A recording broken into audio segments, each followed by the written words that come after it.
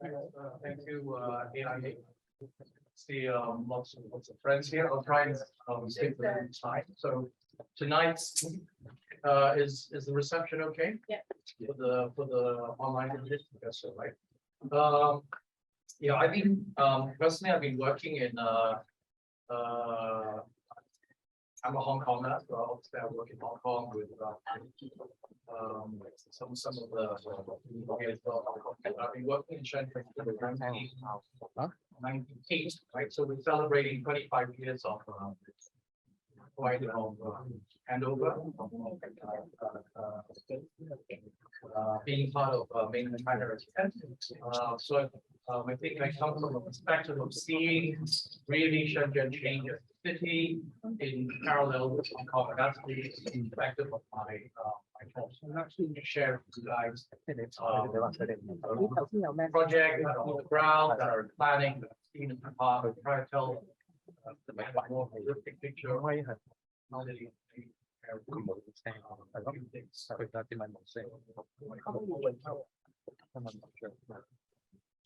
How they change the slides.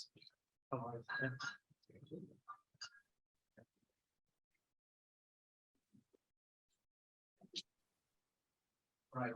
So yeah, I'm going to be covering topics such as development, planning, the new generation, TOP, etc. I think a lot of us after 25 years of handover and 40 years of Shenzhen, I think we're concerned about the future. So let's try and touch upon the future. And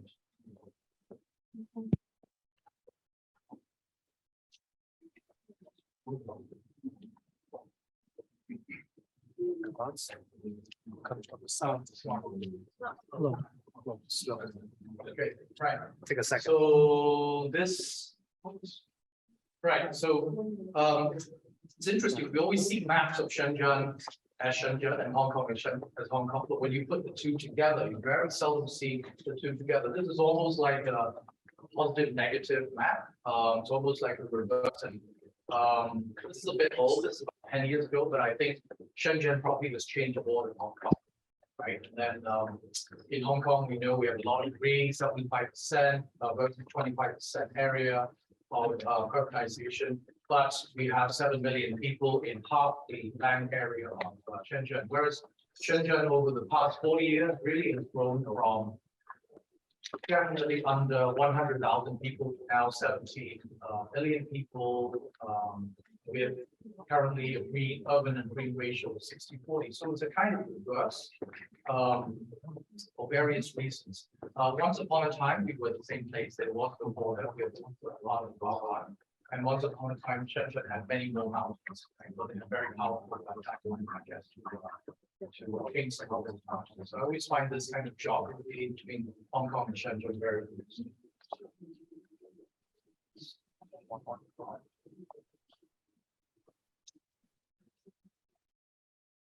Slow. Yeah, sure, but it's slow. Okay. Maybe I can go for you. Urbanization ultimately is driven by people and economy. So looking at really over, I would say over the past 20 to 30 years between the two places, both cities have grown, but at different rates. Hong Kong's population has more stopped growing. 7.3 million. Shenzhen's population over the past 10 years has become one of the hottest kind of vibrant cities in China, attracting many young people and talents. GDP 15 years ago, Hong Kong GDP was double that of Shenzhen. Now Shenzhen's GDP is higher than Hong Kong. And residential prices, surprisingly, even though our GDP is much lower than Shenzhen, I would say other than the past 4 years of incredible growth of residential prices in Shenzhen, Hong Kong has, is a world beater. So this is a supply and demand issue. In Hong Kong, we have, because of the amount of green space and the mountainous space, 25% of our land in Hong Kong is reclaimed. So most of our urbanization, at least 25% comes from reclamation, but only 7% is for residential. which puts incredible pressure on land supply and ultimately housing prices. So you see the landscape of Hong Kong change from more or less flat to more and more dense. Shenzhen is a very young city. It's only about 40 something years old. Its population now is more than double that of Hong Kong. I guess it will exceed 20 million at some point. And Shenzhen's urbanization over the past 40 years has really transformed from farmland to factories now to urban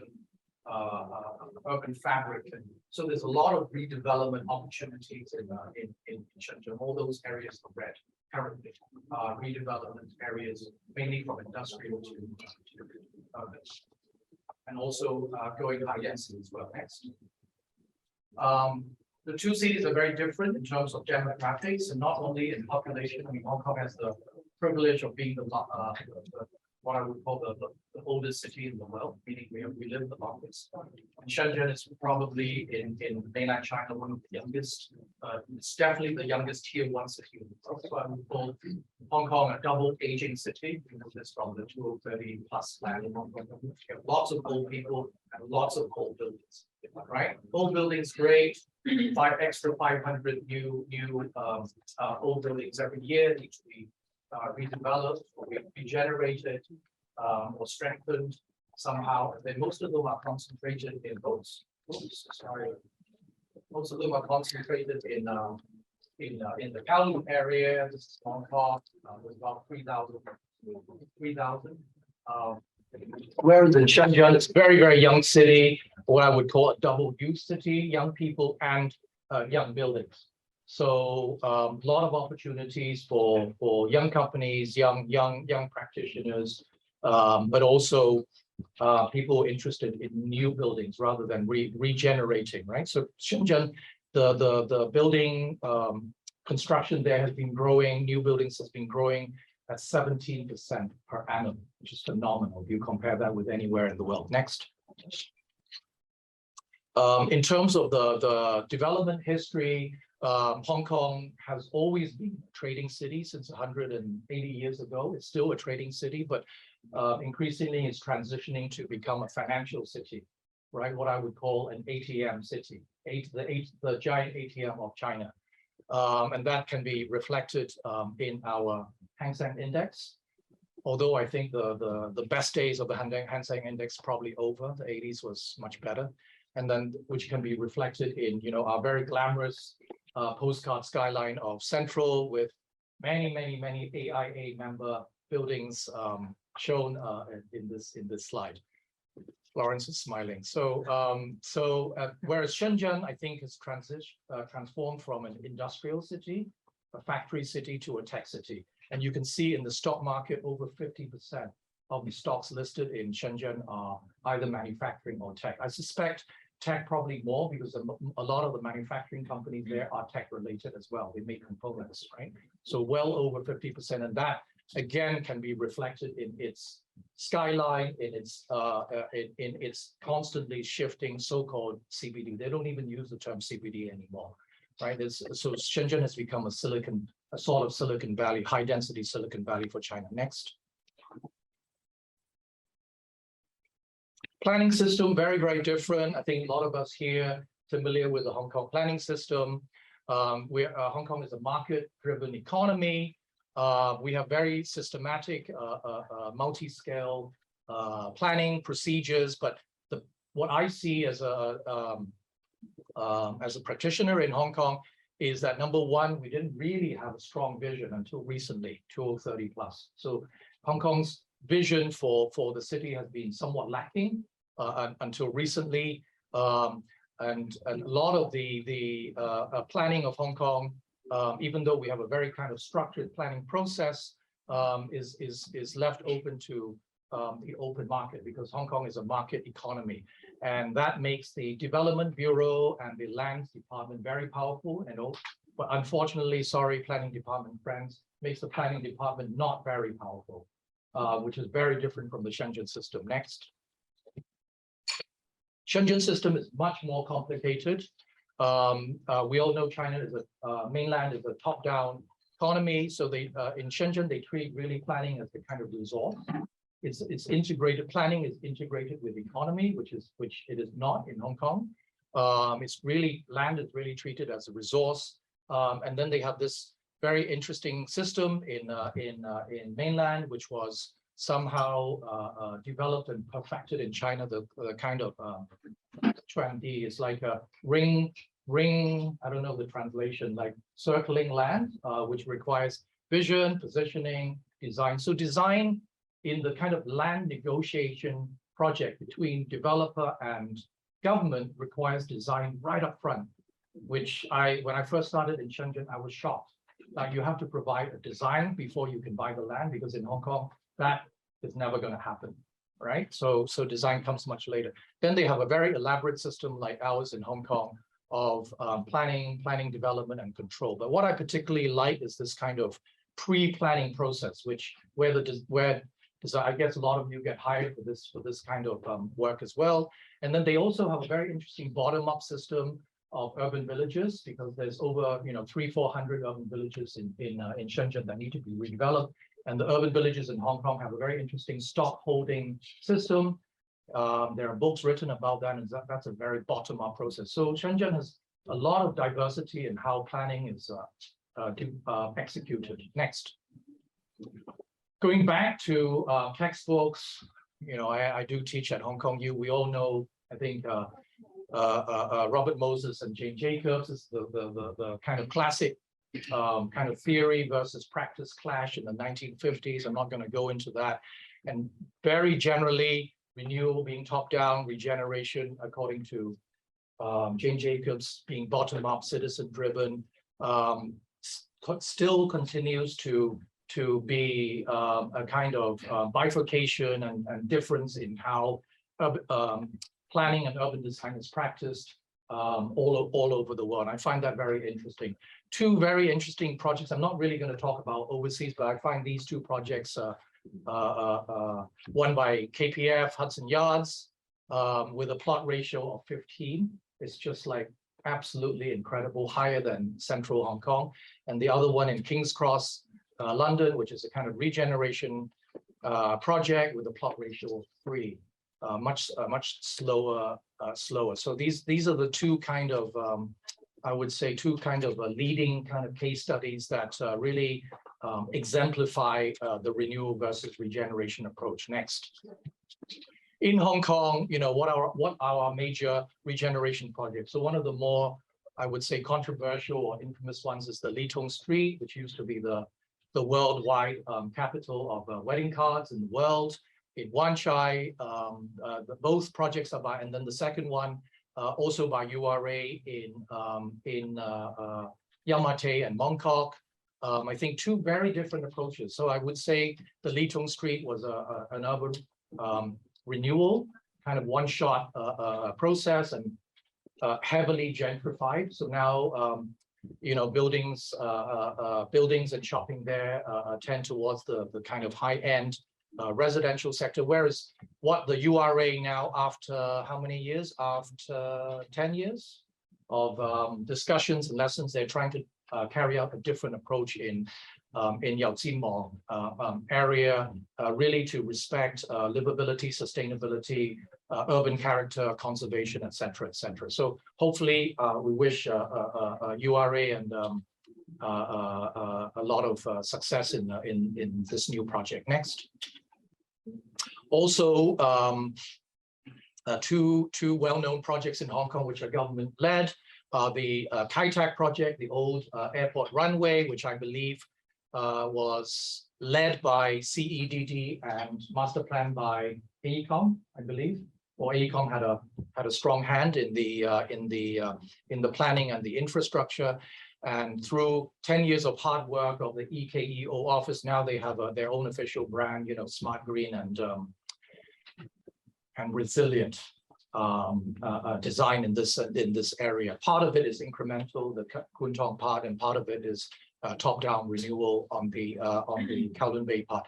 Another, the same team from EKEO moved over to the Island South area, Aberdeen area, which is now just started focusing very much on culture, placemaking, and smaller scale incremental approach to regeneration. Next. On the Shenzhen side, actually, they started actually probably a lot earlier than us in regeneration, and actually from a very local, in a very local way. So I think a lot of you know the OCT project by Urbanus and OCT, the developer, focusing on creative industries. This was very, very incremental. So this was done mainly by reprogramming, by using old buildings, additive design. Has now become a very, very vibrant part of the youth culture and creative industries in Shenzhen. And actually, when Shenzhen got its UNESCO City of Design status, this was one of the key projects that Shenzhen City showcased. So I think they can be quite proud of that. Recently, I was on the jury of the right-hand side project, much larger scale regeneration, Qingshihhe, which is on north of the Luowu district. They have been working on this area now for over 10 years. It was won by KCAP, Case Christiansen. Very nice kind of more structured approach to urban design. And now out of that is coming new industries, creative design industries, but also a major kind of transport hub. Next. Two other kind of types of urban regeneration, which are very specific to Shenzhen, which we don't have in Hong Kong, is the urban village. So I can show you these two approaches. Huanggang, which is next to the CBD, is one of my favorite. The smartest, I would say, the smartest villages in the whole of China. So in the 1990s, they did a deal with the Shenzhen government. They split the village in two. Half of it goes to become the new Futian CBD, and the other half they just upgrade. The villagers continue to live there and have a fantastic life next to the CBD, right? And they become the landlords. So the hotels, the shopping malls, they all owned by co-owned by the villagers there, the smartest villages in the whole of China. And then the second approach, I would say, is quite new, is Nantao, which is actually 2,000 years old. I think not many people know that Shenzhen has history going back 2,000 years, again done by our friends at Urbanus in a very sensitive way, again very acupunctural, small buildings, urban design, and then really celebrating the historic fabric. Next. More recently, this comes to the big stuff, the kind of engineering driven stuff. I would say Hong Kong is very good at TOD. I would say probably Hong Kong and Japan in the 1980s invented TOD, right? Please move aside, Peter Calthorpe, right? We do this better than you. So we had Taikoo Shing, which is really one of the best kind of TOD, R+P, Rail Plus property projects in Hong Kong by Swire Properties. And then since then, there have been many repeats of that by the MTR using the R+P model. It took Shenzhen quite a while to adopt this kind of model. MTR is now working in Shenzhen as well. But going back to the Qingshihhe project, this is a recent project won by AIDA's, quite spectacular, 2 million square meters, double the size of Taikoo Shing in one shot, right? It's quite a challenge for any company to design that. I don't know how they did it, but apparently they put in a big team on this. Next. And then even zooming out, mega scale is like high-speed rail. We have a very nice high-speed rail, again, AIDA's, above Kowloon Station, using the R+P model. And then we have this same kind of model, high-speed rail. This is related to high-speed rail, not just metro. But I would say the MTR keeps repeating the same model in the same form with the same mix, almost the same kind of asset investment model, and within Hong Kong. And I'm personally not sure whether diversification is needed, especially towards the north when we have the new stations and the Northern Metropolis. Shenzhen is much more varied. Shenzhen has more high-speed rail train stations. That one, the Shili high-speed rail hub, was intense competition. I think 4 firms battled it out after 1 year. So finally they announced it, I think about a month ago, 8 lines intersecting in Chile. This is going to be probably 4 times the size of our West Kowloon station, but then they have others. They have other kind of typologies of TOD, which I find very interesting. So Foster has won one in Guangming, and then Anthony's company, I think you might mention this, has won another very impressive one, which celebrates sustainability and livability in Chi-Wan. Next. Airports and ports, the same story. The story of the 2 famous runways, right? Our famous runway in Hong Kong, which I just mentioned, is a new kind of smart, green, smart, resilient district for living and transport. And we're going to have a big stadium there. So the emphasis really is on work and tourism there. And actually the bottom is our Hong Kong U scheme, which we won an international competition. It's quite interesting. Just a joke aside, our theme for this was healthy takeoff, I think, which when we won this, and now it's definitely healthy because that's where they put the quarantine facilities. But on the Tencent, the other kind of strip, which is about 1/3 the size of the Kai Tak Airport, is one company, Tencent, one company representing Shenzhen, building an entire new city. Again, AIA member, NBBJ, again, spectacular design. It's a campus for 100 and I don't know how many employees, 116 employees, right? And they call this the city of the future, sponge city, walkable city, no cars, etc., etc. Next. Sustainability, right? And livability. I think this is one of the core values of AIA and most governments around the world. Again, comparing Hong Kong and Shenzhen, Hong Kong's very good at public housing. I would say one of the best in the world. We don't have enough of it. And recently, this is Anderson Road by Housing Authority. I think it's using MIC, probably MIC, how do you translate? MIC, how do I translate? Modular integrated construction.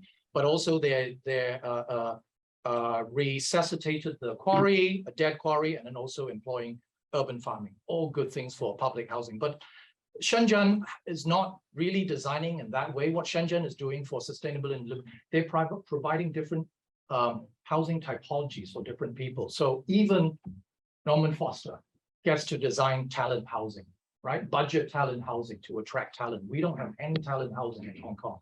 So even a company like Foster gets to design talent housing in Shenzhen, and then you've got maybe more local companies doing social housing in Bao'an, and another kind of famous project by Jubo, another really great local company designing for migrants. So they're really thinking about, people are not generic, they're thinking about talent in terms of livability, they're thinking about affordability, and they're thinking about migrants. Next, because someone has to wash the dishes, right? So you need housing for those guys as well.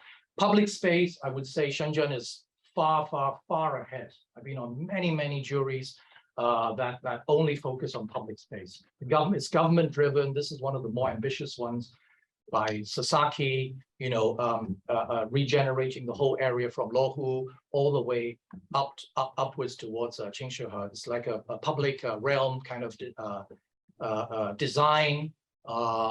Many layers. It's not just about the border crossing, but really using development to create new public realm, new connectivity, and really to improve public space. But it obviously government driven. In Hong Kong, unfortunately, I couldn't find many successful or as impressive projects for public space. Maybe I just quote this DVRC project, which was launched by an NGO in Hong Kong, and some interesting ideas for public space in Hong Kong. I wish we had more of these to share. Next. And then finally, I'll finish with 3 slides. Public realm contributes. Why public realm and public open space so important? It contributes to our city, not just our citizens, but our city identity. So increasingly, urbanization and urban development is strongly tied to city image and city branding. And city branding translates into investment as well, investability, right? Which we all care a lot about. No investability, no projects. Unfortunately, Hong Kong's been using the same image for 180 years. It's high time we had another image, right? So I'm okay with the first one and the second one, but the third one, you know, I can't really say much. I really wish I could have shown you guys an image about Northern Metropolis. I'm dying for someone to do an amazing rendering of what the Northern Metropolis would look like. And then interestingly, Shenzhen, every 10 years, they change their skyline.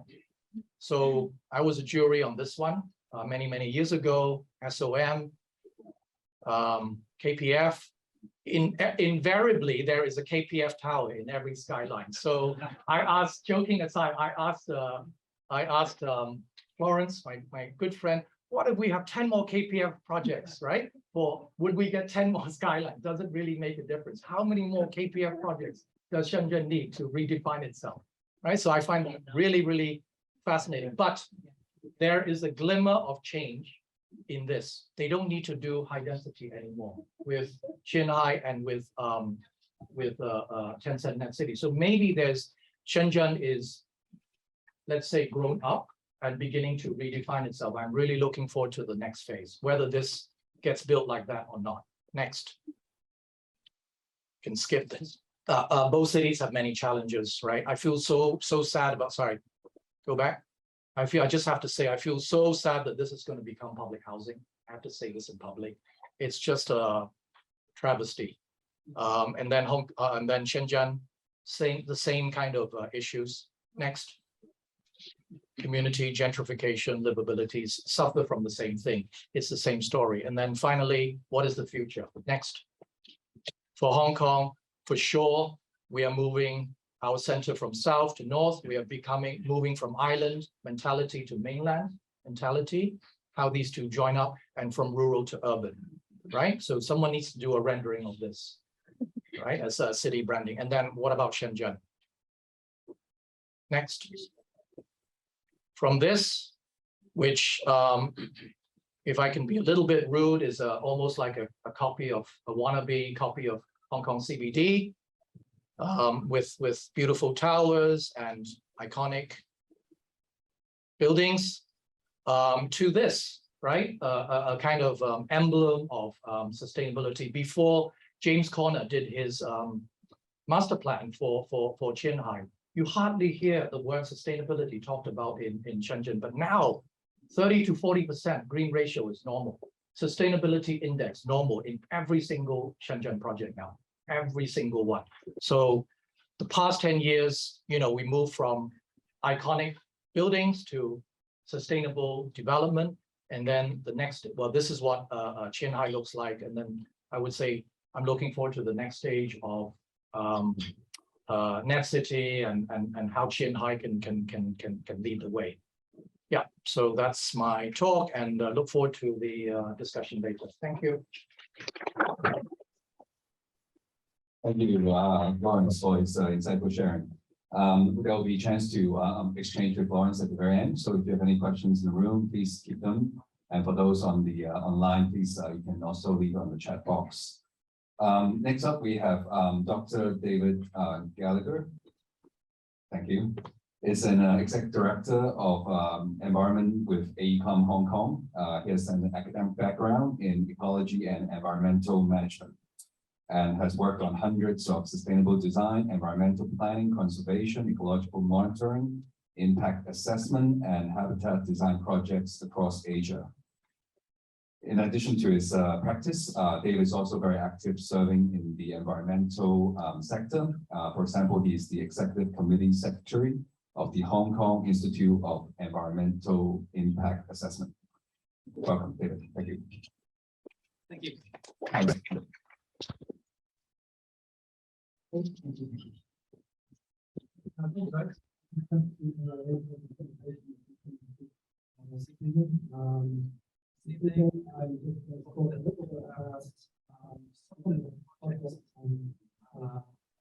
Elements that I work on in Hong Kong and Shenzhen and across the Great Bay Area, particularly focusing on the environmental challenges that we have in developing the infrastructure that we need to support the ongoing successful development of the region. and how we are finding the typical hard infrastructure approaches, hard engineering approaches that we've adopted in the past are not really achieving the goals that we want to see now in terms of sustainability and better quality of living. So looking at some potential nature-based solutions as to how we might address some of these challenges that we're facing. So this first slide, a little bit busy, focuses on the biggest environmental challenge that we're currently facing globally, which is the climate crisis. And the Greater Bay Area, Hong Kong and Shenzhen are particularly vulnerable to climate change, being a coastal city in the tropics. We're affected by typhoons, which, as I'm sure you all know, are increasing in the frequency and severity every year. And this is having multiple impacts on our built and natural environments.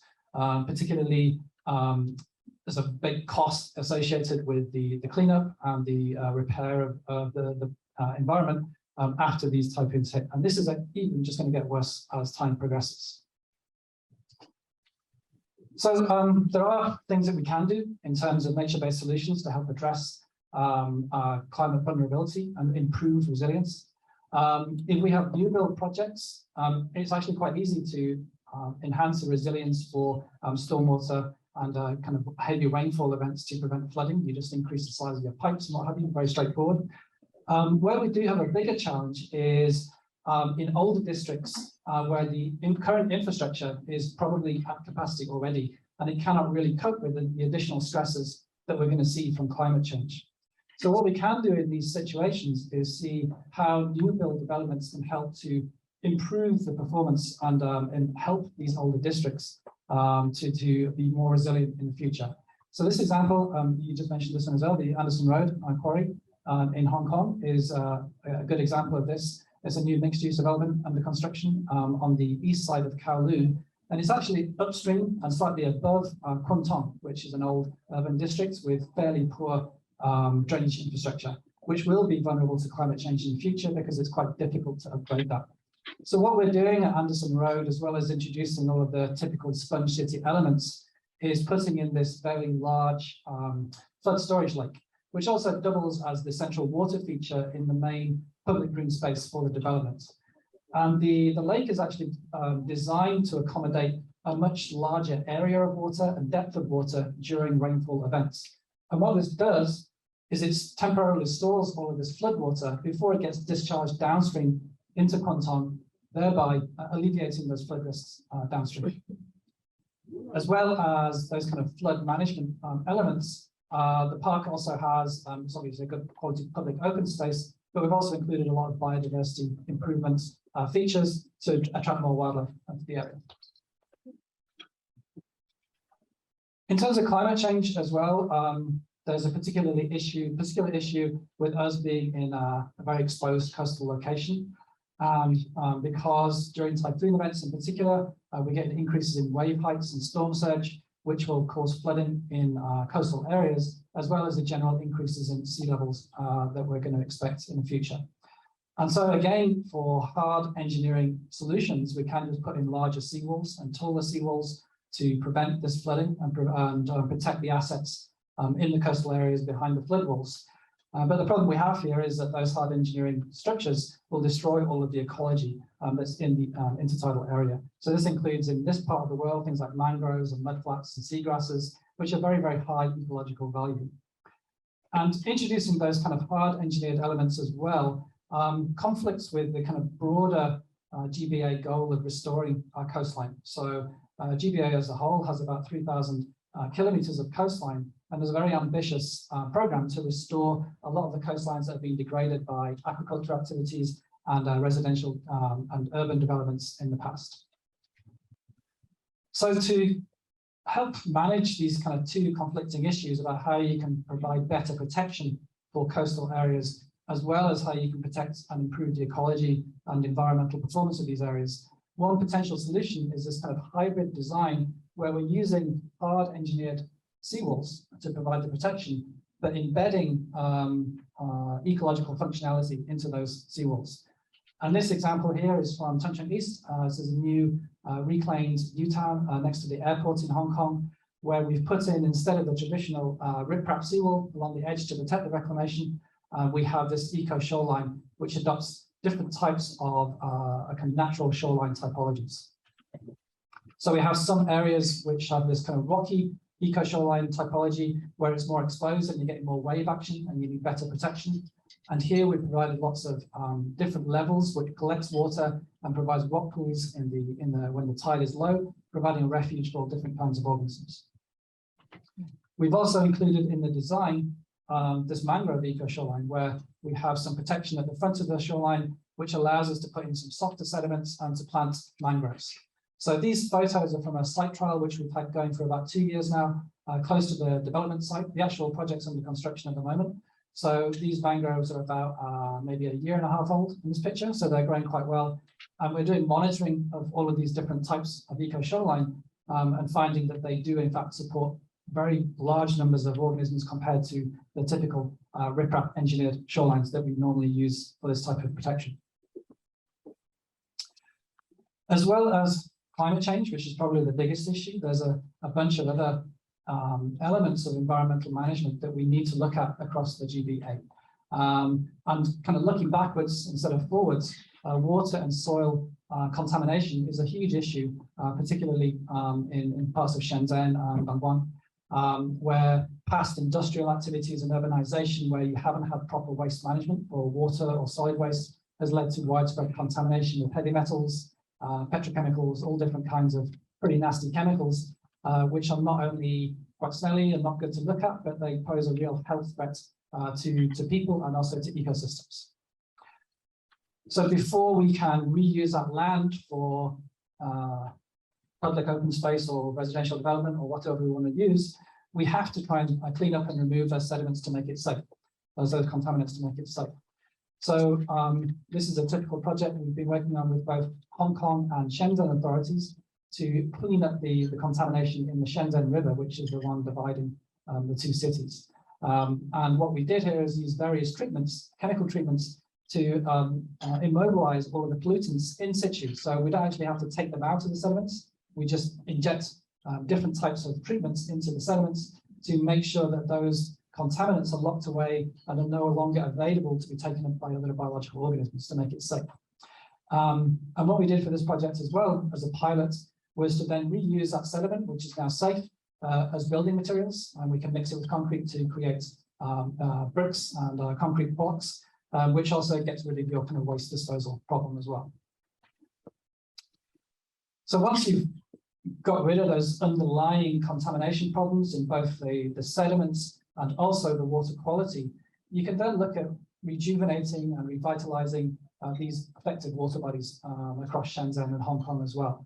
And the example here is this Daishahe, which is the kind of central drainage that runs through Futian district in Shenzhen. The sediments here have been cleaned up, and because they've introduced a lot of new wastewater treatment plants, the water quality has improved significantly over the last maybe 5 or 10 years or so. So once you've kind of got those underlying issues fixed, you can then look again at how we can improve the performance of these drainage channels in other respects. And this project has been very successful in terms of reintroducing ecology to the river. We've got a lot of planting, which has replaced all of the concrete lined banks along the river. And it's also become a big attraction for local Shenzhen people, local people in the Futian district and across Shenzhen as a whole. It's good for cycling and pedestrians and bringing your family down to enjoy the good landscape areas. So the last challenge that I'd like to talk about briefly this evening is just in terms of terrestrial ecology. Because of the past very rapid development across the whole GBA, we've lost quite a lot of the ecological resources that were here originally. But we do now have in place a fairly well-defined system of protected areas, which should help us to preserve those remaining resources that we have in the area. And we have done work on some of these projects in the past. Shenzhen Eastern Coastal Park Master Plan is a project we did many, many years ago, and we've been following up on these, looking at individual elements. This is quite a recent photograph of the Silverleaf Wetland Park, which is part of that overall plan. So we have been following up on those up until the modern day.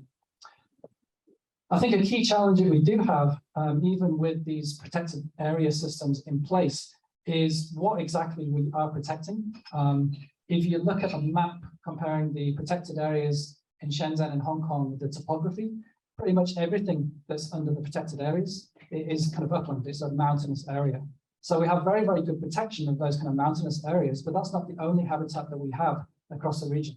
And the lowland habitats, the remaining ones that we have, obviously are much more sparse and thin on the ground because there's an obvious development conflict with development for those types of projects, for those types of landscapes. So although we're doing quite well in terms of areas protected, the diversity of habitats and species that are protected by this conservation system is actually quite limited. So a way that we can look at trying to make best use of those lowland ecological resources that we still have is by considering these as part of the larger development context. So this is the Kutong and Fanling North NDA, just next to is that Shanshoi and Fanling down here, where the development for new towns in these areas is focused on the existing kind of brownfield sites, which are already pretty messed up, and there's no kind of basic ecological impacts there. But what was interesting about this project, and it's probably one of the first ones that did it in Hong Kong, was that it also included the Long Valley area inside the actual project boundary. So this was considered as part of the whole development, not as a kind of isolated conservation project. We were trying to think about this more holistically. And this has worked really well, I think, in terms of freeing up government to invest enough resources to make sure that these areas are not only protected, but you're maximizing the value that you can get from them. Because these areas are so rare and isolated now, we need to make best use of the areas that are still left.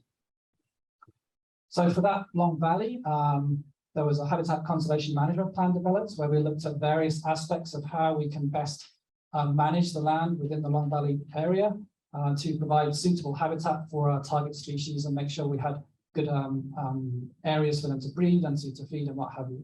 Also looking at water quality and treatment, water supply, and then providing visitor infrastructure and a program for visitors as well.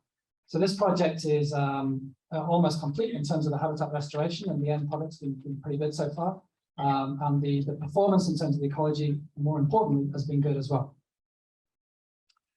So this is just my last slide. I think coming back to the Northern Metropolis, in terms of ecology and environment, this is a really exciting time for us in Hong Kong to see how we're going to try and better manage the very, very important resources that we have left in the Northern New Territories.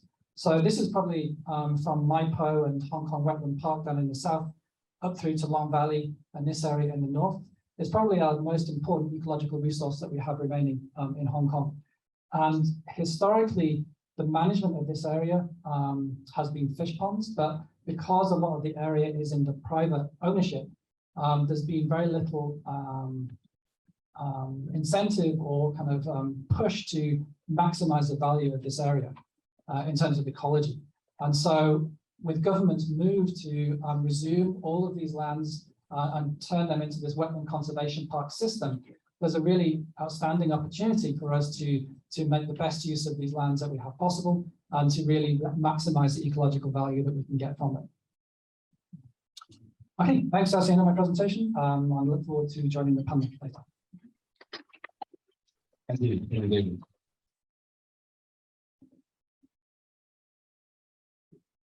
Okay, next up we have Anthony Cheung, AIA, who is a director and head of studio and vice president design for mainland China at Ronald Lu Partners. Anthony has his degrees from Columbia and University of Southern California. And since joining Ronald Lu Partners in 1998, he has extensive knowledge and expertise in a wide range of projects and revitalizing urban fabric and reshape skylines and harborfronts of cities around Asia. So aside from his professional practice, Anthony is also serving as a member of the Harborfront Commission of the Hong Kong SAR government. So welcome, Anthony.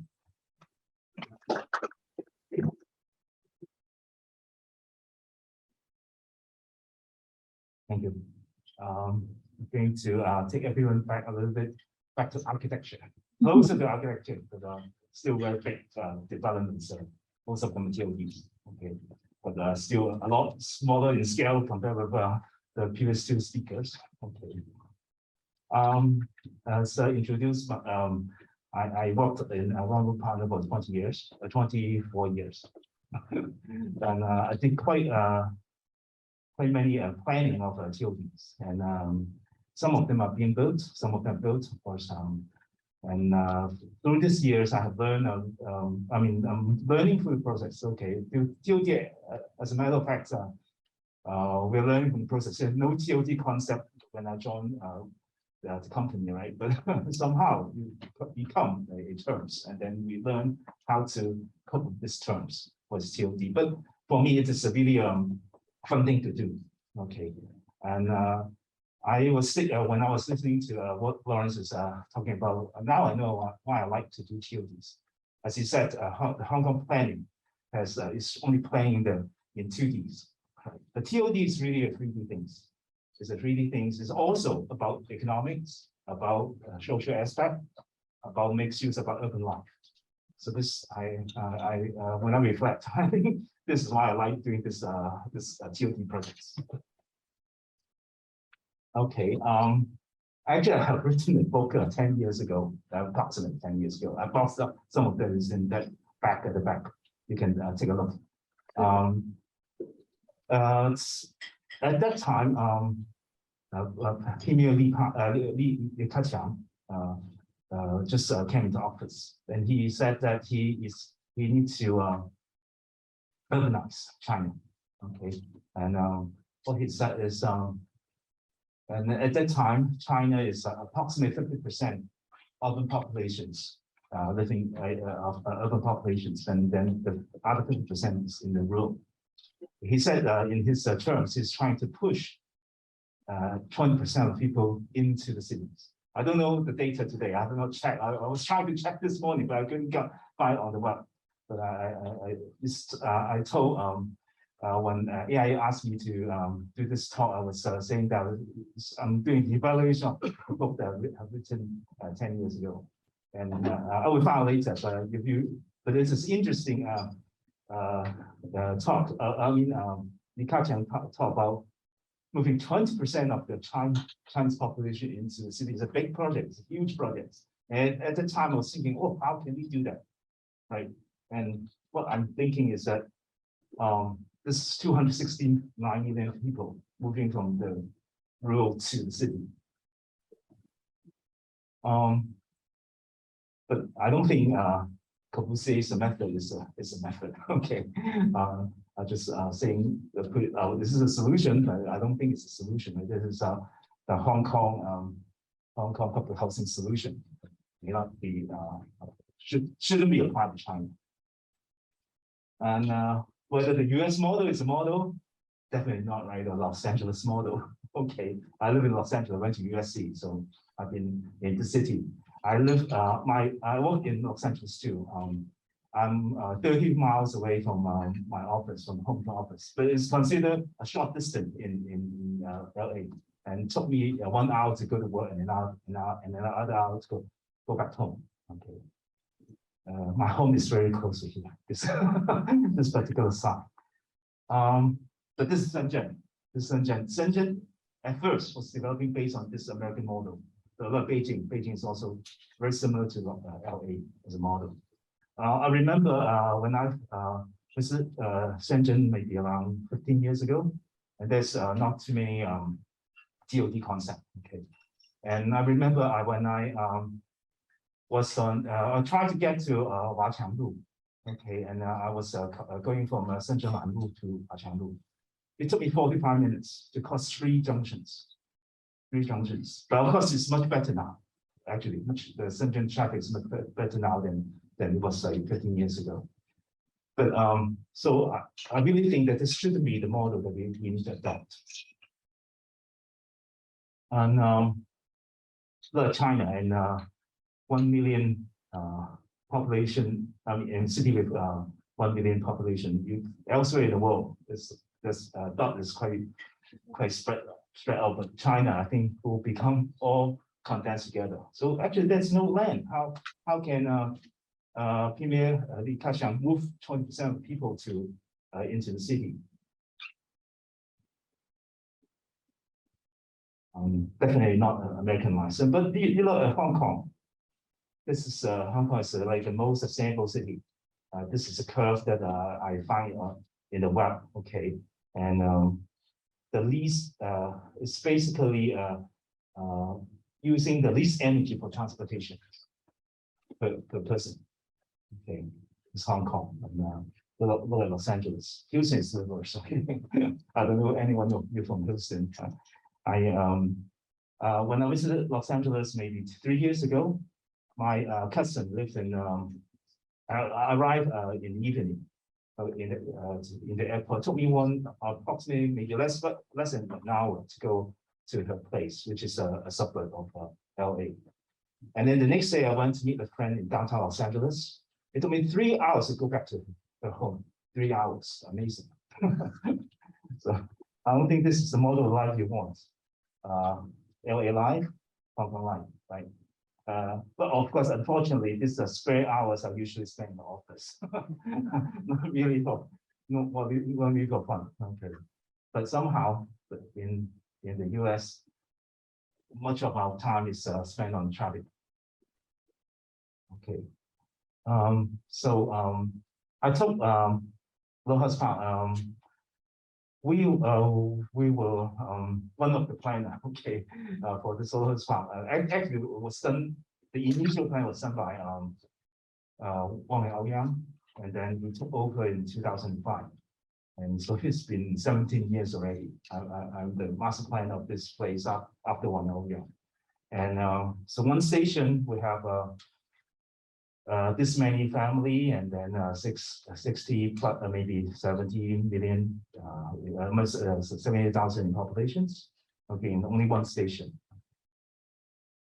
So I calculated that approximately each city will need around 7 of this Lohas Park and can absorb all the population the Chang was talking about. So I don't know whether this can be a solution, but if you're doing 6.75 of Lohas Park, you can resolve all the problems of China's population moving in the city and living in a sustainable way. So I think we should promote this. Actually, I went to Hong Kong U last week for accreditation. I was in one of the accreditation panel. Actually, I was criticizing Hong Kong for not having any architecture program in teaching TODs. But of course, Laurence enlightened me. He has a very good program of TOD, but only on the only on the urban design program, not really the architecture program. So I think maybe you should share with your architecture colleague, and then we should teach TOD. And then this is our expertise, right, in Hong Kong. We should export this to China or elsewhere in Southeast Asia. But this kind of sustainable type of living. Okay, TOD site, greenfield site. Of course, this TOD site, if you don't build anything, it's already called a concrete site. So whether we build anything on top, it's still concrete. Although in some slides will tell you that we need to so why don't we use the concrete site rather than the greenfield site to build something? Leave the green for the environment, right? And we should use this already concrete site for buildings.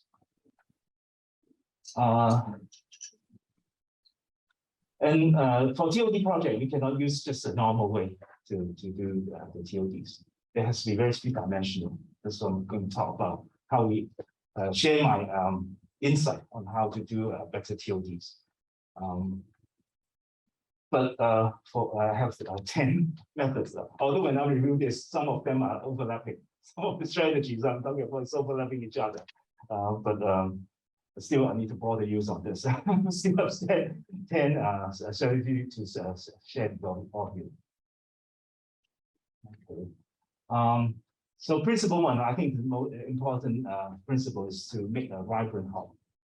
This is what we need to do. We're not just putting all residential on top of the TOD. No, this is not the way we should do that. TOD, if you imagine, supposedly will become actually the town center for this neighborhood, right? Everyone will come to your train station to go back to go to the city, or you're already in the city center. Okay. So if you look at every European country or American cities, they start with actually cities right next to the station or right next to the pier, right? So this is really the town center or the neighborhood center. So we need to create a vibrant environment, a mixed-use vibrant environment. This is one of the projects I worked on in Shanghai. It's under construction already. I started 2007, so it's 15 years already, and only the first phase is completed and the population intake. Okay, so need a lot of patience and a lot of advanced planning. Okay, we have offices, hotel, and then actually a bunch of residential here that I didn't show it. Of course, shopping center. The shopping center, when you exit the station, you're already inside the compound. You're actually when you're the station is actually part of everything. I mean, as in Hong Kong, in Hong Kong you don't feel anything when you go into the shopping center. It's part of the station. But for many cities in China, integrating a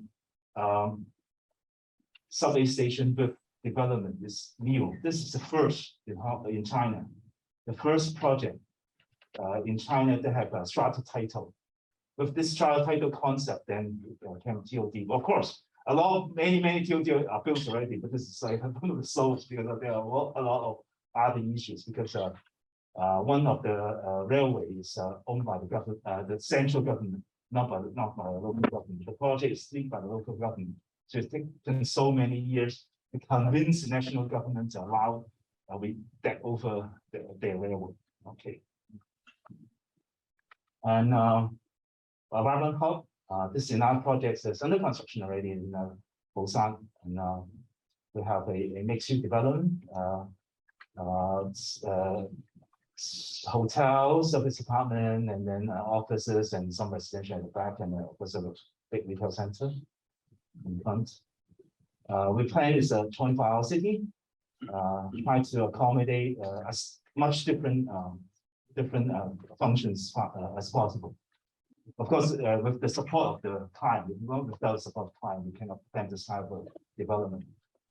And like I say, SA, Soho office, and then we have an apartment retail center, vertical city, basically. And to make it even more complex, we have it at the bottom. We have a very convoluted integrated lab, a working space, lecture hall, basically a Soho house, right in here. Principle 2, establish a new neighborhood. I don't even know how to spell pronounce this word. Okay. Verticals. Okay. Rendezvous. Rendezvous. Okay. Not French, sorry.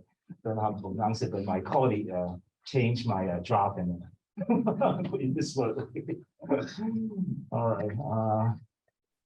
This is another project competition. It's a competition we just won in last year, actually, in Shenzhen, Pinghu.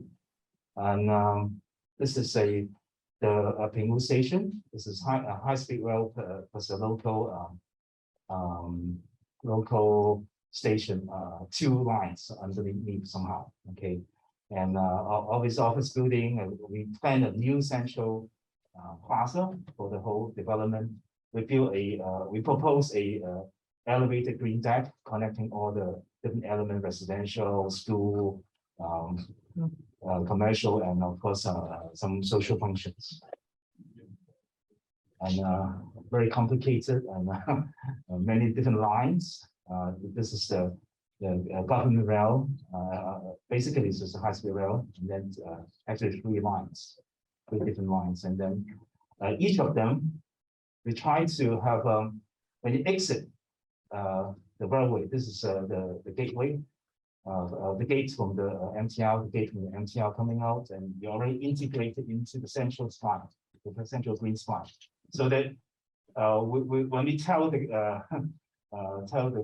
client, this is once you step out of the station, you're already in your garden, in your backyard. This is how we promote this project. So we already talked about this mixed-use neighborhood. try to have as much different functions possible. This is a project we are working on in Beijing. Okay, it's under construction, so it's almost done. Okay, but it's still not open. But open pedestrianized. Well, this is in the between the 4th ring and the 5th ring, so it's quite far from the city center. Okay, but it's in the end of line 17, and so you cannot build those type of the shopping mall that was too expensive. So we have this open mall with some iconic office building, residential and other smaller office building like that, and a PTI, and also there are a number of cultural facilities. Bookstore, cinema, etc., or community hall, kind of right along the whole walking mall. This is a project being done in Zhuhai.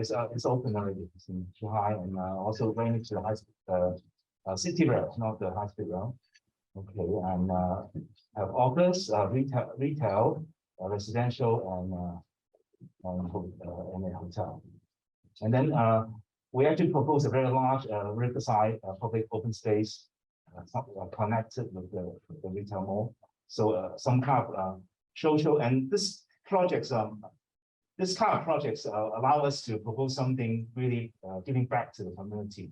Somehow, this developer and they have, I would say, they have vision and allow us to do something that many will think not making money. But they will say this is an attraction for people to come to relax and they can use their mall. So that's why I like doing a TOD project, because somehow, because the project is big enough that the client will allow us to do something may not be that dollar sign driven. Okay, principle for appropriate densification. Okay. Of course, New York is one of the most density besides Hong Kong, and of course, you know, at the far end, they densify. Okay, and we took the concept, and when we do this presentation, we tell the client that we're following the New York concept. This is also Qisha, okay, but Qisha of Guangzhou. Okay, and plot ratio is only 3. It's not that high. Okay. Low house part is approximately 4, and the highway station is originally planned about 6.5. I think it's reduced around 5 at the end. The one that's being built right now.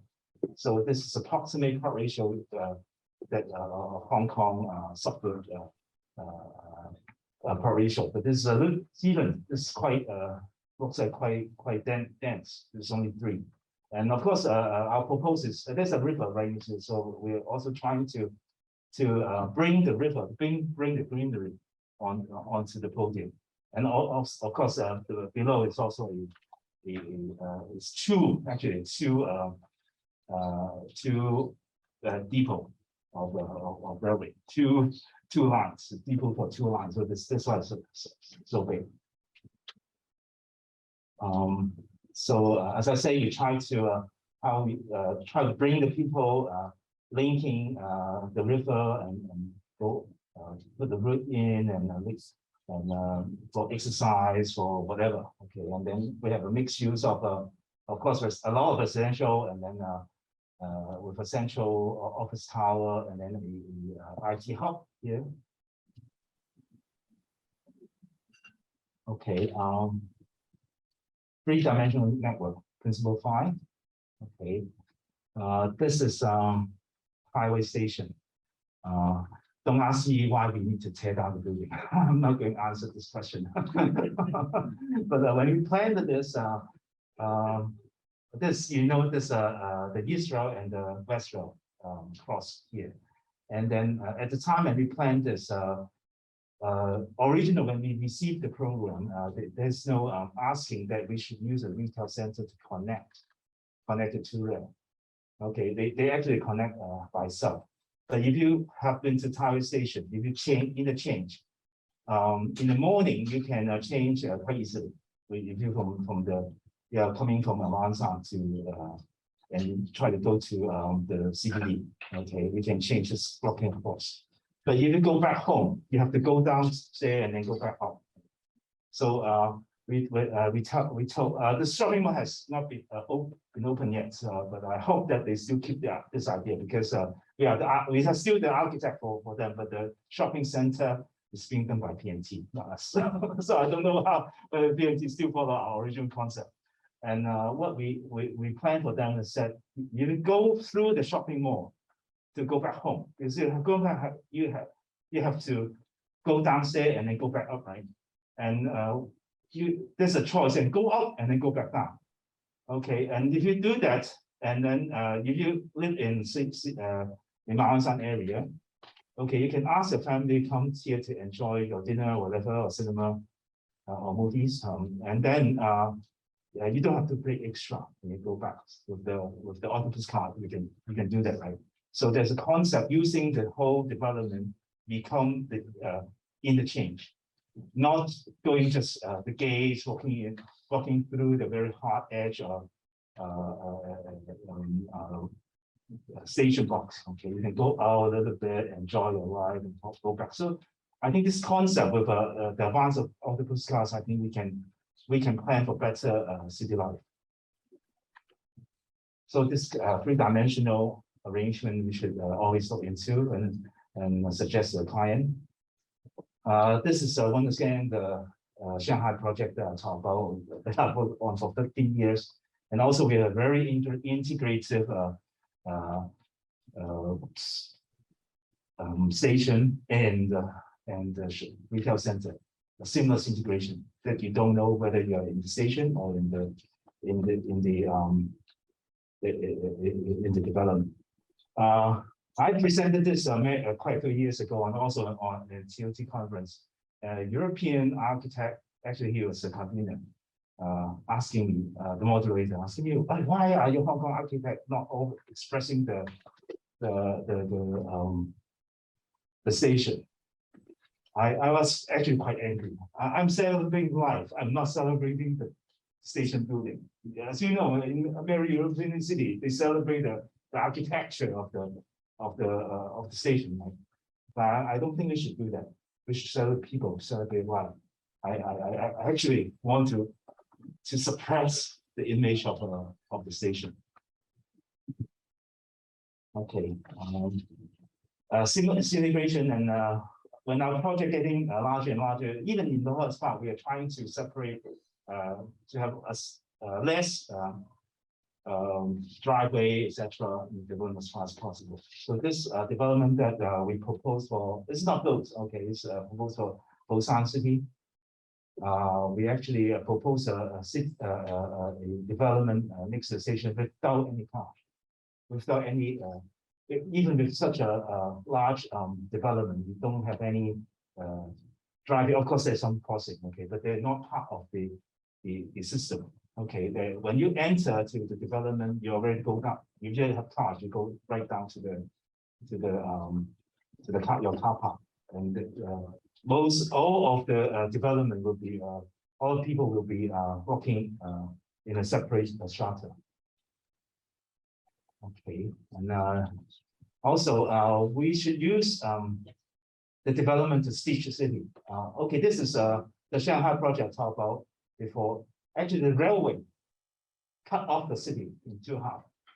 When I first visited the site here, I went to the city hall, the city government, which is right here, for a meeting.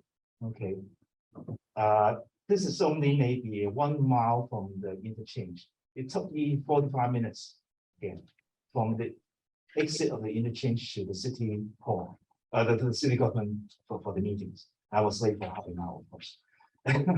And but with this project, when we go in, this project is not completed, and then we immediately we said we use this project to stitch the city fabric together. The city road was originally cut off by the station.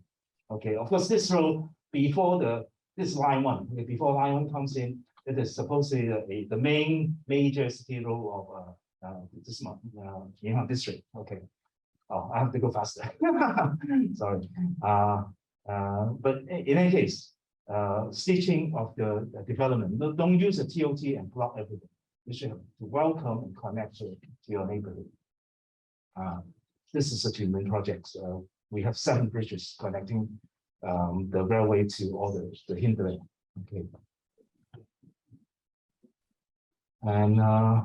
Okay. And of course, plan as much different type of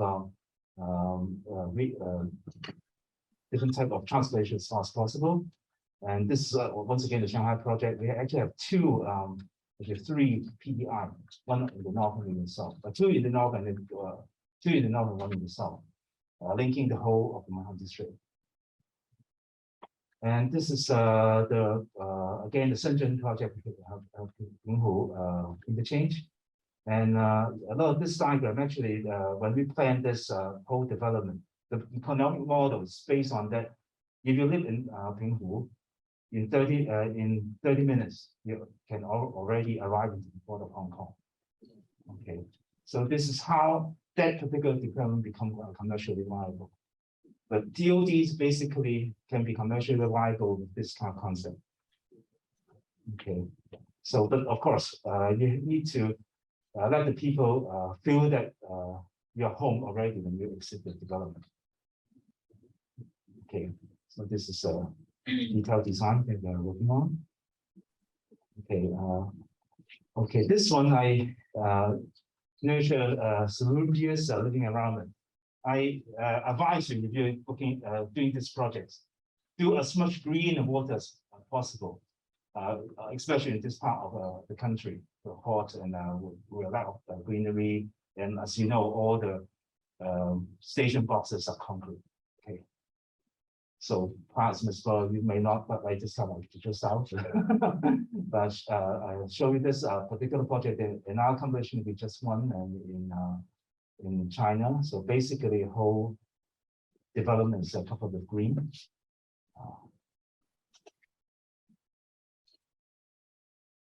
And optimize pedestrian path. And in some of the development that we have done, for instance, this one in Wuhan, this is also under construction. We planned that all the, this is right at the new city center. Okay. And we planned that actually SOM already, they won the city planning project.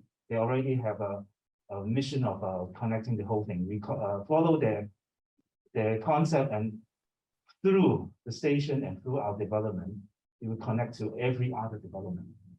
They call it a tree bridge system. So, but finally, this is the last full slide. I have to tell you that doing TOD is a very difficult project because you have to really plan ahead.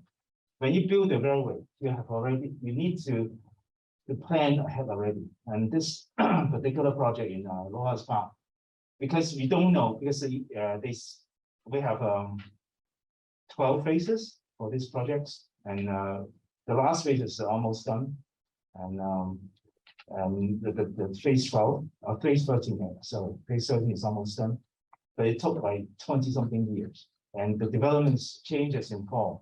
So you have to allow flexibility for this kind of TOD development. So in very early beginning, we don't know how many waste water line or drainage line, whatever, or electricity line to come into development. So we build changes. Okay, and then on top, and have to separate from the depot. And all this has to plan ahead. If you don't plan ahead, you cannot build such a development. Okay, with this, I conclude. Okay. Thank you, Anthony. Thank you. Thank you, Anthony, again. Last but not least, we do have a female representative, Pearl Hui. She's joining us from online. I guess we'll see her screen shortly. So Pearl is a registered professional planner with nearly 28 years of experience in planning and project management. And after she finished her studies in Australia, she worked for the Hong Kong government planning department. So currently, Pearl is the executive director of urban planning at AECOM. So welcome, Pearl. Thank you.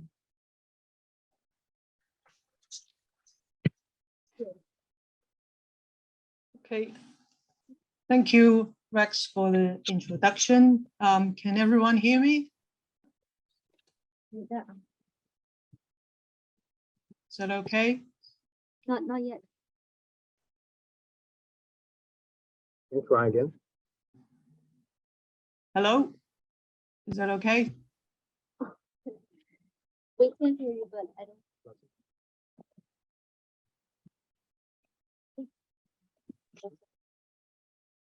I think someone, some of the guests online can hear me. I see the message from them, yeah.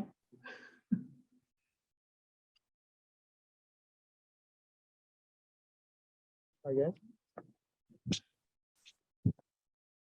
Let's try again. How about now?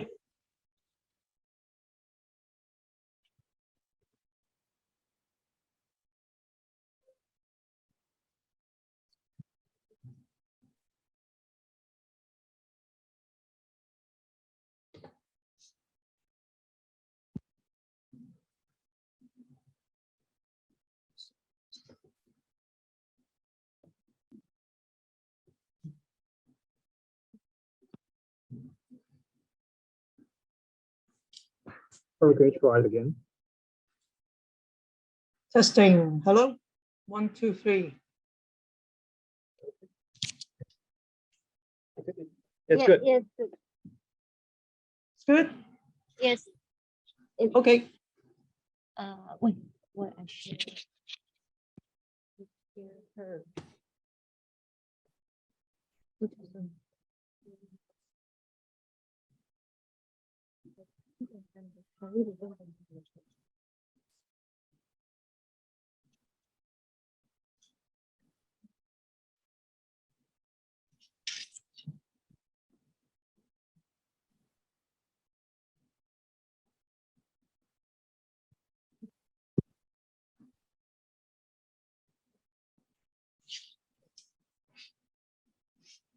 Therefore, do video panel. Do video panel. Do video panel.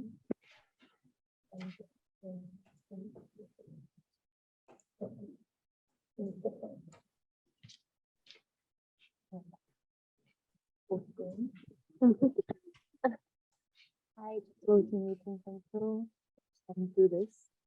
Should be okay. Oh, but okay, then but people cannot see Pearl.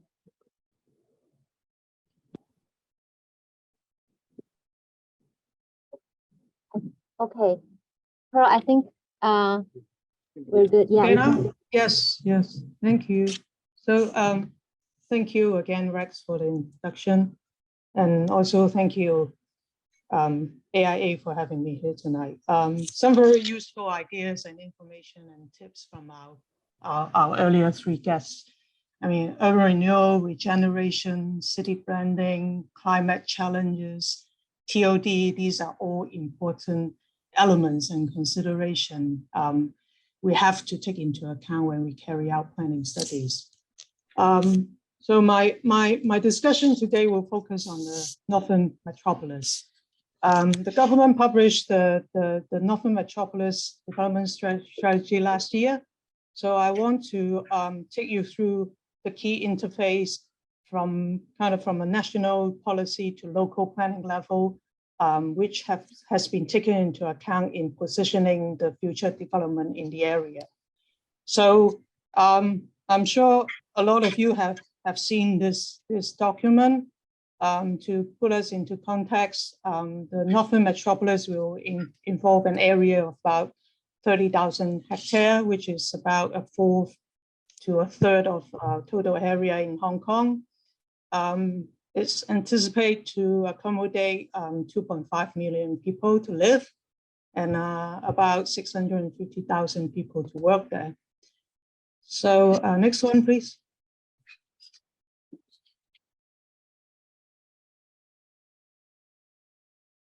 So the Northern Metropolis include a few existing new towns, including the gray area, including Shangshui, Fanling, Tinshui, and Yulong. And it also includes a number of new development areas where the planning has been completed and there are construction ongoing under different stages. These include the Kutong North NDA, Funan North New Development Area, and Hong Shui Q. The blue areas are those currently under planning, including the Suntin Lok Ma Chau Development Nook, the Ao Tam Mei Potential Development Area, Mang Tam To Development Nook, and the New Territories North New Town. For Lau Fau Shan and Jinbei Zhui, there will be a planning study upcoming later this year. So what are the development position and designated roles of these areas? So let's kind of look at some of the key interface. Next slide, please. So beginning with a national and GBA level policy. The National 14 5-year plan and the outline development plan for Guangdong, Hong Kong, Macau, Greater Bay Area. Both documents emphasize that Hong Kong should further build on its strength to enhance the four traditional industry, which include financial, trade, logistic, and legal. The document also mentioned that Hong Kong should develop 4 emerging centers, which include as an international aviation hub, an INT center, a regional intellectual property trading hub, and also a hub for arts and cultural exchange. The document also highlights that GBA cities needs to work closer together to build further social and economic platform, and also to make the GBA as a world-class city cluster as an ideal place to work, live, and travel.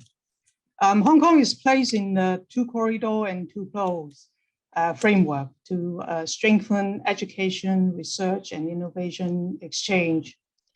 The Hong Kong INT Park in Lok Ma Chau Loop is highlighted as the engine to form an international innovation and technology hub in the GBA. Next slide. So Shenzhen, our next door neighbor. So under the Shenzhen 14 5-year plan, Shenzhen is envisioned as the city of innovation, entrepreneurship, and creativity. It has a 1 core multiple center spatial framework where Futian, Luohu, Nansha, and Qianhai will drive high quality economic growth. In terms of cooperation with Hong Kong, to take forward GBA development, there are 3 major cooperation zones, including Qianhai, Shenzhen, Hong Kong Modern Service Industry Cooperation Zone, the Shanghai Hong Kong INT Cooperation Zone, and the Shenzhen Hong Kong Boundary Control Points Economic Belt. And in terms of cross-boundary infrastructure, the Shenzhen government will carry out a planning for the Hong Kong Shenzhen Western Rail Link, linking Qianhai and Western NT and Laoshan. Also, they will also look into the Northern Rail Line linking Huanggang and Lok Ma Chau Loop, and also extending the East Rail Line to Luohu for possible co-location boundary control crossing facilities. Next slide, please. So in Luohu will have a high level of socio-economic flows between us and Luohu. That's Luohu has been the kind of a busiest boundary control points. So under the Luohu District 14 5-year plan, Luohu will have a 1 core, 3 district, 2 district, 3 economic belts spatial structure. In particular, they have proposed along the boundary, Shenzhen Hong Kong boundary control points economic belt to enhance cooperation with Hong Kong. So, next slide, please. So taking into account the East in, East out, West in, West out policy, Luohu, Wenjintou, and Liantang, the BCP area will be replanned and repositioned for the new roads. So next slide, please. So how does Hong Kong respond to these policy initiative and upcoming changes in our neighboring areas? In the policy address 2020, Hong Kong, the address highlight that Hong Kong should progressively implement the East in, East out, and West in, West out planning strategy. So Huanggang and Lok Ma Chau, Meng Kam Tosh, and Shuttlecock will mainly, in the future, will mainly serve for passenger traffic.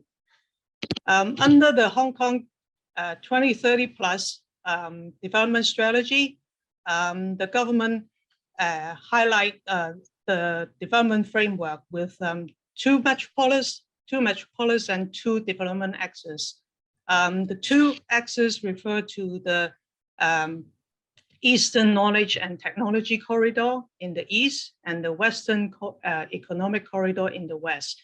So future development is proposed to concentrate along these two axes. And the two metropolis refers to the Harbour Metropolis, covering the existing urban area and 3 CBDs in central Kowloon East and the future one in CBD 3 in the artificial island in Khao Yai Zhou. The Harbour Metropolis will focus on financial and business development. And the other metropolis is the Northern Metropolis, and where INT development will be focused, and it is also identified as a most important area to facilitate Hong Kong integration with Shenzhen and GBA. Next slide, please. The Twin City concept is further developed to a Twin City 3 circles development framework. The Northern Metropolis development is majority of the area is focusing in the middle circle, the Hong Kong Shenzhen close interaction circle, which the focus development will be INT, fintech, scientific research, and education. So next one, please. Next one, please. Skip this one. Next one. Okay, so based on all these high-level policy and strategies, what are the designated roles of these various development area in the Northern Metropolis? So next one, please. I'll start with the Kutong North and Faneng North. So as I mentioned earlier, this NDA is currently already undergoing construction. The Northern Metropolis strategies propose that an additional area will be added in Ma Chou Long, will add to the Kutong North NDA development. It will provide about an additional 13,000 residential units. But the key focus of this, the Kutong North NDA remains to be a residential community with supporting facilities, government facilities, and so on. Next. Hong Shui Kiu area. Hong Shui Kiu under the previous planning and engineering study was positioned as a regional economic and civic hubs. The key industry under the previous study was logistic industry, mainly to relocate some of the existing brownfield activities to this area. So under the Northern Metropolis Development Strategy, and taking into account the expansion of the Qianhai Cooperation Zone, the Hong Shui Kiu area is proposed to be expanded to include Lau Fau Shan and Jinbeizhui. So there will be additional population to the area, and also taking into account the proposed Hong Kong Shenzhen Western Rail Link linking Qianhai.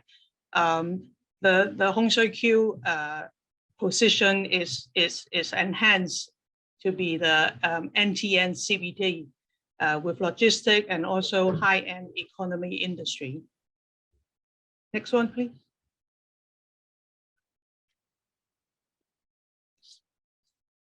So 17 North Mazhou, this is under a more advanced planning stage than the other new development area. So 17 and North Mazhou is going to become a 17 technopole. The study area is going to expand to about 500 hectare, and with increased land supply for INT users. It is anticipated to jointly promote INT with Shenzhen.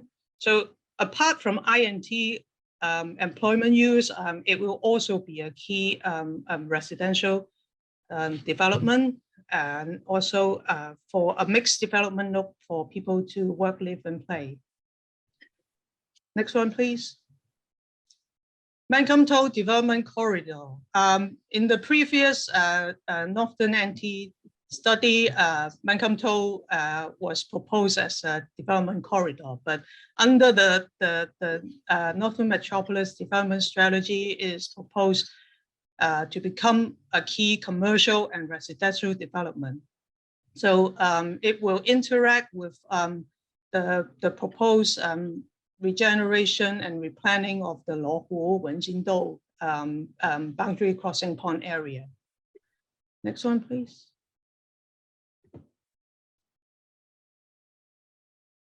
So the new territories, North New Town.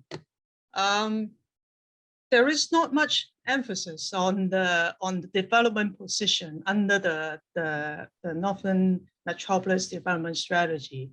I mean, under the Hong Kong 2030 plus, the only mentioning was that the area is identified for housing development and economic use, and some of the key industrial focus.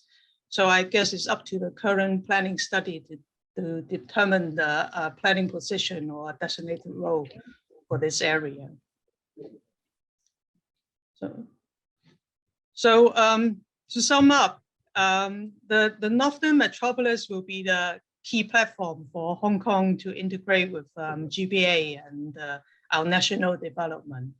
So I think most of the key development nodes are already put in position to synergize with other parts of Hong Kong, also Shenzhen and Guangdong development. So in taking forward the detailed planning for this metropolis, I think that there are a few strategies or objectives we should strive for. As a new economic engine, so we need to develop a comprehensive ecosystem for INT industry.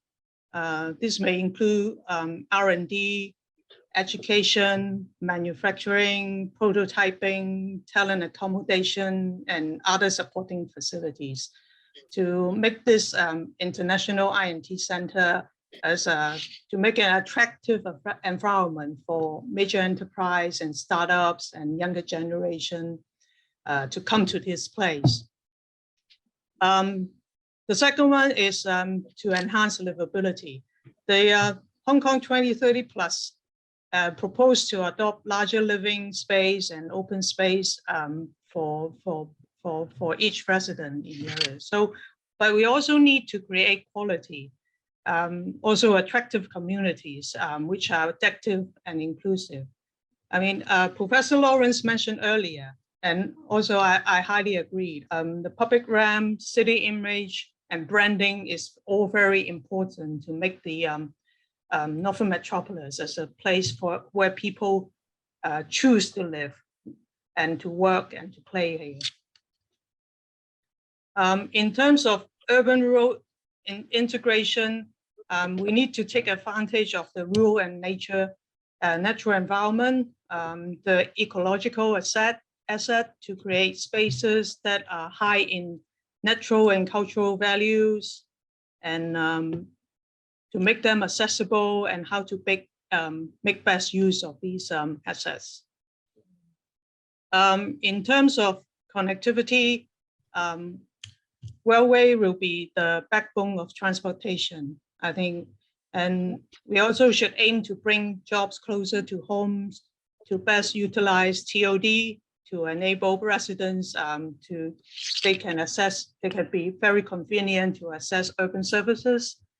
And also we need to take into account to make sure there's convenient access to connect with other parts of Hong Kong as well as the boundary crossing points. And last of all, be future ready with adaptive and flexible land use, adoption of smart, green, resilient design and infrastructure, and also to create environmental capacity and cater for climate change. So that will be all from me tonight. And thank you, everyone.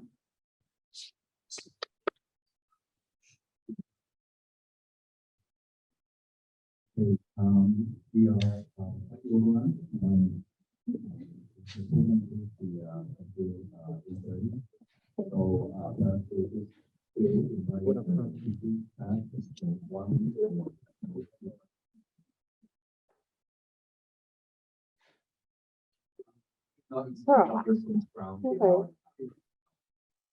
wow.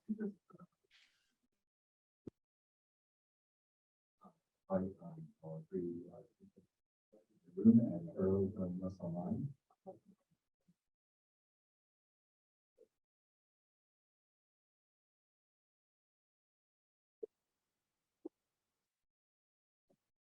So, anyone in the room?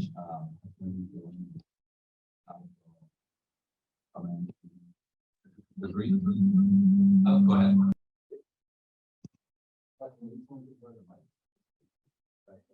Also the people online.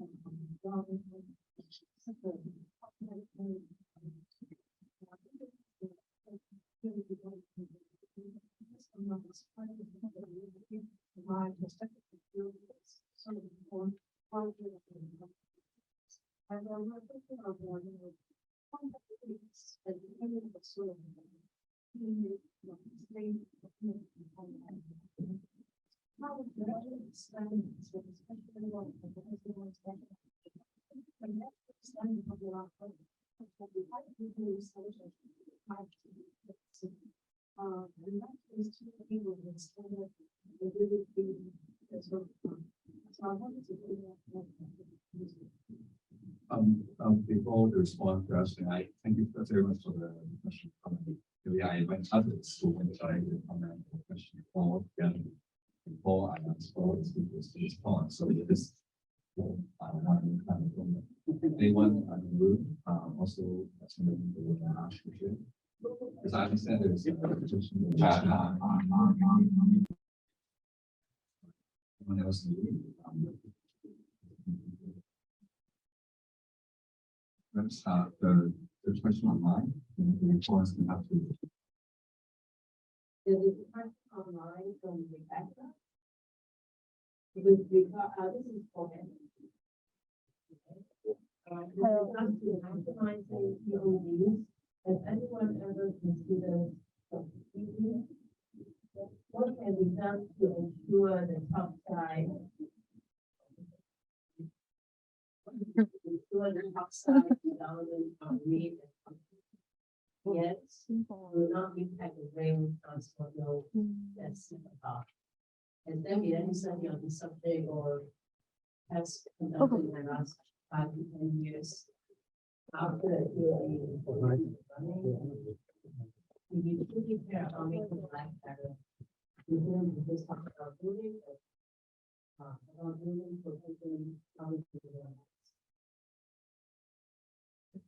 Rebecca, and Florence for the question.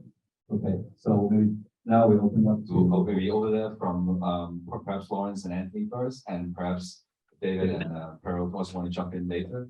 So this will be the concluding comments as well from the speakers. So this is very dense, impact. I see. Okay, Anthony or Florence. Thank you for the questions. Carol and Rebecca, I have to tell you, Rebecca was the editor of my book. I know she is in Canada now. But anyway, for Aloha Park, of course, very beginning that you see we have a detailed study in how we put the infrastructures, the engineering, utility lines in the planning. So almost every inch in our early planning is that even the top of all the houses supposedly in our master plan is offering. Okay, but I don't know at the end because there are so many different architects. Although we are actually the architects for maybe 4 pieces, whether they follow the ultimate goal, I don't know. But in the very beginning, construction center, everything included, because we feel that it's actually concrete boxes everywhere. You see the pictures that we have in the very beginning before any construction started. It's a huge heat island, right? So green is really important, and it should be planned really early on. Regarding Carol's questions on mixed use, and I have to tell you that there's a danger in Hong Kong. Although I told you that Hong Kong is famous for mixed use or even practical mixed use, meaning that you don't know whether it's a commercial activities or residential. They all mix it, right? In that part, right? There's a shop on one level, and then residential, or maybe on the same level, right? And then offices, maybe or workshop, studio, all mixed together, and then you can enjoy your after 24 hours of work, etc. Right? But this kind of model is actually being minimized by the government. Previously, we do have a mixed use, the C&R zoning, right? And this is disappearing. All the C&R zoning in Hong Kong has been wiped out by the government, or replaced by other uses. Okay, the term is other uses, or use zoning. And that's why the COD, we still have the chance to make this kind of a radical mixed use. And I think this vertical urbanism, the public RIM going up to the in Hong Kong, I think is necessary. Because if you have such big buildings, right?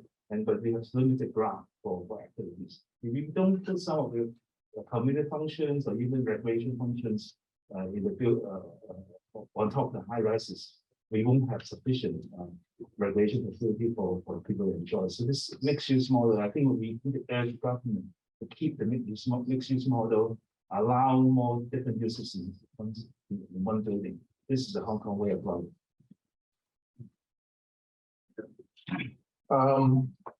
As we all know, Hong Kong is a volumetric city. It's a three-dimensional city because of our geography, our slopes, and also, I think sharing with Anthony as well, the R+P model that Hong Kong MTR has created. I think that there's beauty in that because it's an integrated model. Technically, it's integrated. Ownership is integrated.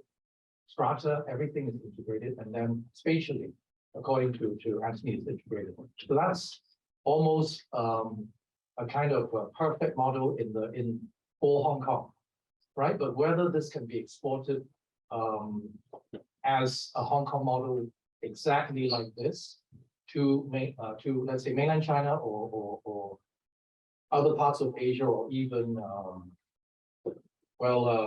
KPF has done it in Hudson Yards, so congratulations with a higher plot ratio than Hong Kong. So that's a major achievement.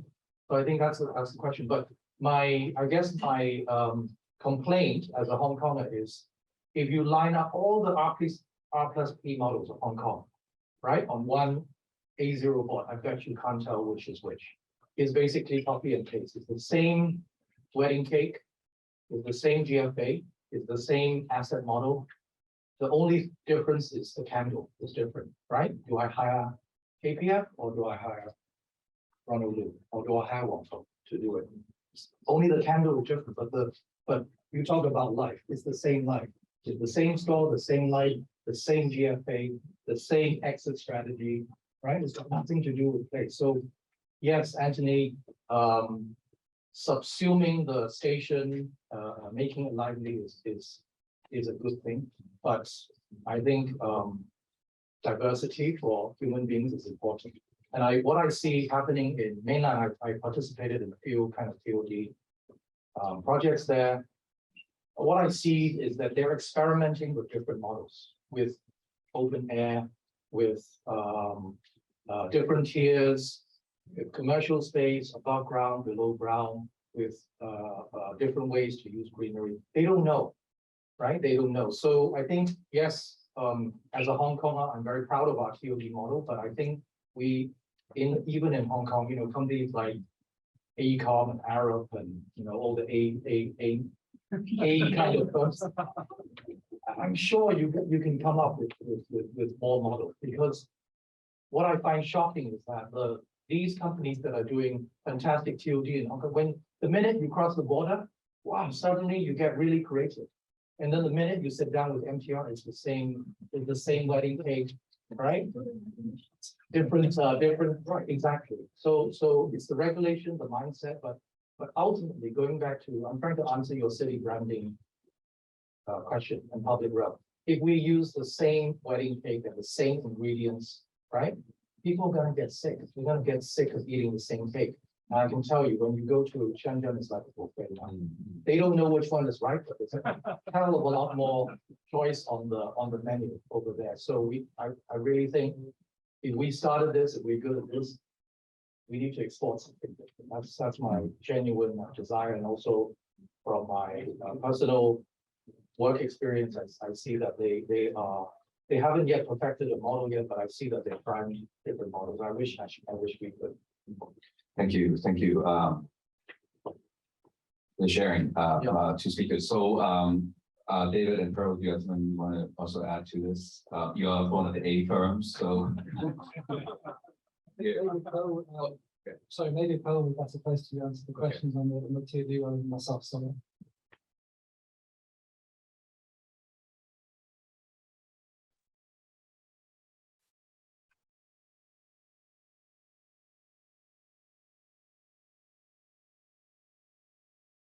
Pearl, are you with us? Okay.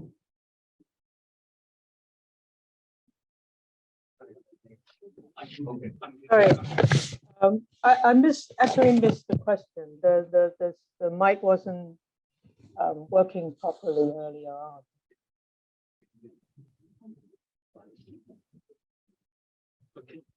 Can you hear me? Yes. Yeah, I actually missed the question. Yeah, I actually have a question for Pearl. About the Northern Metropolis.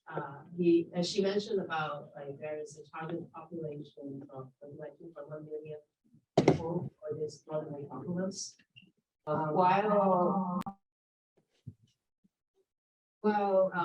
guess many of us around us are experiencing people in Hong Kong, right, for various reasons. So having some regions planned for 7 million people city, who exactly are these like 2.1 million people that we are talking about to validate that 2.1 million development? So are we looking into redistributing the population, or what is the thinking behind it? Sorry, I'm not hearing the question very clearly. Yeah. Okay. I don't know what. Okay, Pearl, it's okay. I can hear 2.5 million, and then Yeah. Well, I think in the interest of maybe time, my colleagues over there can answer. yeah, I think there are others here with that, but again, I promised it was just going to be overrun by a few minutes already. We are close to 9, so I think it's really time to wrap it up. So I think from what I understand from Laurence is that for these people, right? That's going to be moving in. But I think what the speakers suggest, I mean, I do have like 10 questions I want to ask, but of course I'm not going to do that now. But from what I connect all the dots from the four speakers, that maybe they can be kind of a buffer space, you know, for the urban renewal or regeneration of the four older districts of Hong Kong. You know, maybe they could move there, and then a new kind of, you know, fabric emerge in the older parts of Hong Kong. So it's not one. Okay, so let's give our speakers a round of applause and thank them for their sharing. Thank you. And for the token, Laurence. Well, thank you for spending your evening before the long weekends with us. Please continue to enjoy the drinks and the food. While those in the Zoom meeting, we also thank you for joining us. And last but not least, I want to thank our sponsor for this event, AECOM, for their support along the way and in the suggesting the speakers for us. While I should also mention that our Vice President, Yin Chen, who couldn't make it tonight, but she was actually the mastermind behind planning all this. So just give her an applause. Okay, thank you so much, and I hope everyone of you can enjoy the long weekend. Thank you. Thank you. Thank you. Thank you. Thank you.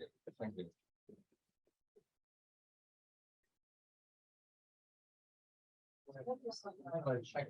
Thank you, Pearl. Thank you, Pearl. Thank you.